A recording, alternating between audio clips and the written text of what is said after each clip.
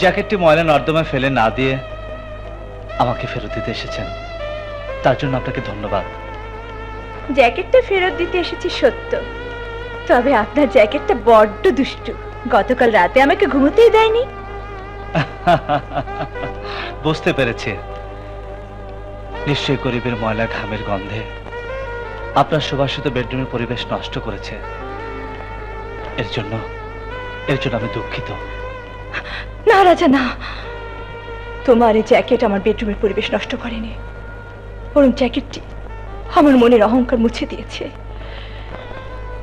কত রাতে আমি আমার বিবেকের সাথে সারা রাত যুদ্ধ করে একটি জিনিস বুঝলাম, ধন দৌলত গাড়ি বাড়ি থাকলেই মানুষ সুখী হতে পারে না। সুখী হতে হলে চাই সুন্দর একটি মনের মানুষ। এতদিন পরে তোমার মতো সুন্দর একটি মনের মানুষকে আমি খুঁজে পেয়েছি। চাই এ বয়সে একটি যুবতী মেয়ের একান্তই প্রয়োজন। মেম সাহেব, এটা হলো আপনাদের বড় লোকের চরিত্র। সকালের সিদ্ধান্ত দুপুরে বদলায়, দুপুরের সিদ্ধান্ত বিকালে বদলায়, আর রাত হলে পরের দিন সকালে আবার নতুন করে শুরু হয় নতুন সিদ্ধান্ত। হ্যাঁ রাজা, তুমি যা বলছো তা সত্য, তবে তা ছিল গতকালের নীলার চরিত্র, আজকের নীলা নয়। দেখুন মেম সাহেব, আপনি কি বলতে চান আমি বুঝতে পেরেছি, কিন্তু আমি যে খুবই হতভাগা। জন্মের পরে বাবা মাকে হারিয়েছি, ভালোবাসা কি আমি বুঝি না।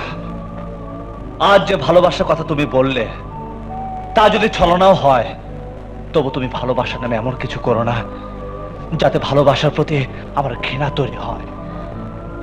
তাহলে তোমার কিছু না হলেও আমার এই পবিত্র মনের ভালোবাসা থেকে বঞ্চিত হবে গরিব অসহায় মানুষগুলো।